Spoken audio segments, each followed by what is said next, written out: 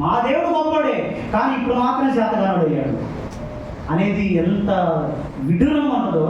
స్వస్థతలు లేవు, కృపావారాలు లేవు, దేవుని కార్యాలు లేవు అని అనేవాళ్ళు కూడా అట్లానే. అర్థమైందా? వాళ్ళు దానికి సరే అట్టయితే స్వస్థతలు ఉన్నాయి కదా, అయితే ఇప్పుడు ఒక కుంటోని తీసుకొని వస్తాను, వాడిని బాగు చేయి, ఐసీయూలో ఒక పేషెంట్ పట్టుకొని వస్తాను, అక్కడ మందులు లేకుండా స్వస్థపరచు అని నోటికొచ్చినట్టు మాట్లాడి దేవుని శక్తిని పెంచపరిచేటువంటి వాళ్ళు కొంతమంది ఉన్నారు. గుర్తుపట్టాల్సిన విషయం ఏంటిదని అంటే, అందరినీ యేసు ప్రభు బాగు చేయలేదు అన్నా కదా. బెతెస్దా కోనేటి దగ్గర 38 సంవత్సరాల నుంచి రోగంతో ఉన్నాడు వాడు. ఆ కోనేటి దగ్గర 38 రోజుల నుంచి వాడు ఒక్కడే బాగుపడ్డా? మిగిలిన వాళ్ళు ఎవరు రోగులు లేరా? రోగులు చాలా మంది ఉన్నారు, మరి వాళ్ళందరినీ దర్శించలేదు, వాళ్ళందరినీ బాగు చేయలేదు అంటే బహుశా వాళ్ళకి సమయం కాదేమో,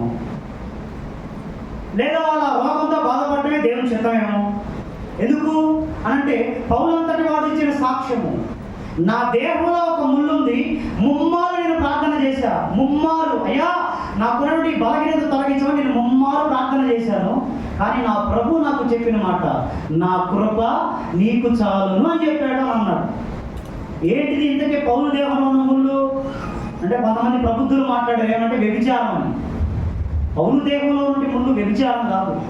పౌలుకి కంటి జబ్బు ఉంది, కళ్ళ సమస్య ఉంది. పౌలుకి కంటి జబ్బు, సరిగ్గా కళ్ళు కనపడవు. ఎలా చెప్పొచ్చు అనంటే, పౌలే తన పరిచారకుల గురించి మాట్లాడేటప్పుడు ఒకనొక సందర్భంలో మాట్లాడాడు, వీళ్ళకి నన్ను ఎంత ప్రేమిస్తారో తెలుసా, శక్యమైతే వాళ్ళ కన్నులు నాకు ఓడ వెలికిస్తారు, అంత ప్రేమిస్తారు వీళ్ళు నన్ను అని కొంతమంది పరిచారకుల గురించి పౌలు మాట్లాడాడు. చేతులు కూడా బెక్కిస్తారు, కాళ్ళు కూడా బెక్కిస్తారు అనవచ్చు కదా. కళ్ళు కూడా బెక్కిస్తారు అని ఎందుకనంటే, పౌలు దేహం అంటే ఆ కళ్ళ జబ్బుని వీళ్ళు చూడలేకపోతున్నారు. అందుకనే అన్న మా కళ్ళనే ఇస్తామా నీకు అన్నంత ప్రేమ పౌలు పట్ల అప్పటి కాలపు పరిచారకులు కనపరిచారు. దేవునికి స్తోత్రం కలుగుతుందా? అలాగా కృపావరాలు ఆగిపోయాయి, స్వస్థతలు ఆగిపోయాయి అనేది ఆ అబద్ధం. నిజంగా స్వస్థత ఆగిపోయాయి అని కనుక మనం నమ్మాల్సి వస్తే వాక్యం చెప్పడం అనేది కూడా ఆగిపోయిందని నమ్మాలి. ఎందుకంటే కృపావరాలు 9, ఆ 9 కృపావరాలలో వాక్యం ప్రకటించడం కూడా ఒకటి. దేవునికి స్తోత్రం కలుగుతుందా? చూడండి, కావాలి 1 కొరింథీ పత్రిక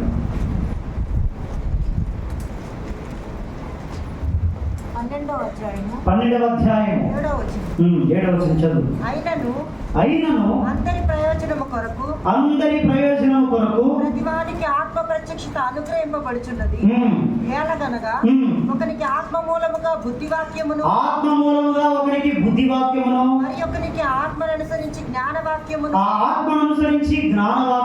మరి ఒకనికి ఆత్మ వలననే విశ్వాసమును, మరి ఒకనికి ఆ ఒక్క ఆత్మ వలననే స్వస్థపరచు వరములను, మరి ఒకనికి అద్భుత కార్యములను చేయు శక్తియు, మరి ఒకనికి ప్రవచన వరమును, మరి ఒకనికి ఆత్మల వివేచనయు, మరి ఒకనికి నానా భాషలను, మరి ఒకనికి భాషల అర్థము చెప్పు శక్తియు అనుగ్రహింపబడి ఉన్నవి.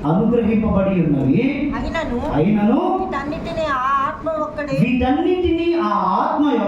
తన చిత్తము చొప్పున ప్రతివానికి ప్రత్యేకముగా పంచి ఇచ్చుచు కార్యసిద్ధి కలుగజేయుచున్నాడు. దేవునికి స్తోత్రం కలుగును గాక. చేతులెత్తి గట్టిగా చెప్దాం. స్వస్థతలు ఆగిపోయాయి, ఇప్పుడు లేవు స్వస్థతలు నమ్మితే ఖచ్చితంగా కృపావరాలు ఆగిపోయాయని నమ్మాలి. కృపావరాలు ఆగిపోయాయి అనంటే ఏ పాస్టర్ కూడా వాక్యం చెప్పదు. వాక్యం చెప్పినప్పుడు ఎవరు మారుమనసు పొందకూడదు, ఒక్కరు కూడా బాప్తిసం పొందకూడదు. అలా అయితేనే కృపావరాలు ఆగిపోయినట్టు.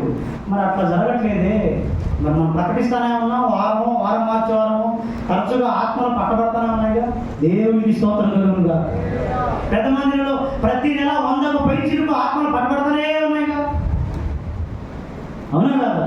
అంటే ఆ ఆత్మ శక్తి పనిచేస్తూనే ఉంది. ఎలాగా? బుద్ధివాక్య రూపంలోనో, జ్ఞానవాక్య రూపంలోనో, స్వస్థత రూపంలోనో, ఆశ్చర్య కార్యాలు జరిగించే శక్తిగానో కృపవరాలు పనిచేస్తున్నాయి.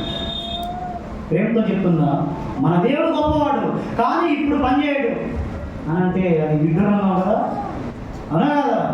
అది ఎంత విడ్డూరమో ఇది కూడా అంతే. దేవుడు శక్తి కలిగిన వాడు, ఆయన ఎప్పుడైనా కార్యాలు చేస్తారు. ఇప్పుడు ఎందుకు చేయడంటే ఏమో వాళ్ళకి అవసరమేమో, ఎవరు తెలుసు. ఆ పరిస్థితులు వాళ్ళకి అవసరమే. పౌలు కన్నట్టు నా కృప నీకు చాలు, నీకు అవసరం ఆ ముళ్ళు, నీకు కలిగిన విషయం ప్రత్యక్షంగా బహు విశేషం ఉన్నాయి కాబట్టి నీకు ముళ్ళు ఉండాలి అబ్బాయి అని చెప్పినట్టుగా ఉంచాడేమో, ఎవరికి తెలుసు. స్వస్థత పరిచేవాడు నిజంగా దేవుడైతే స్వస్థపరచమను అంటే నువ్వెవడు స్వస్థపరచమంటానికి?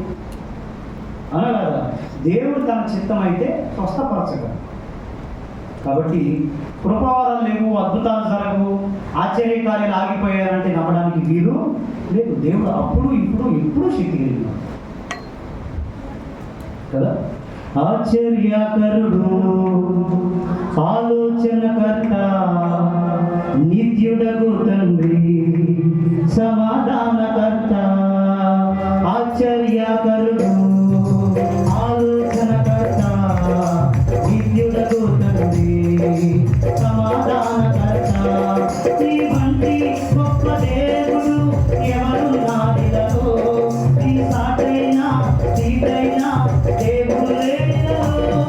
ఈ వంటి గొప్ప దేవుడు ఎవరున్నారిలో, ఈ సాటైనా తీరైనా దేవుడు లేడిలో. ఆశ్చర్యకరుడు, ఆలోచనకర్త, నిత్యుడగు తండ్రి, సమాధానకర్త. ఆశ్చర్యకరుడు, ఆలోచనకర్త, నిత్యుడగు తండ్రి, సమాధానకర్త. ఈ వంటి గొప్ప దేవుడు ఎవరున్నారిలో, ఈ సాటైనా తీరైనా దేవుడు లేడిలో. ఈ వంటి గొప్ప